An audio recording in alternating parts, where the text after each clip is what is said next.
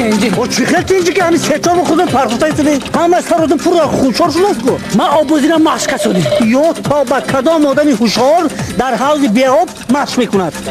رفیقا من گفتن که آبوزین نمیتونی و درست من برای همین مشکه شدیم یا تا با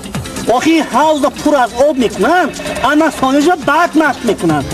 نه حوض پر آب کنم یکی در آب غرق شوم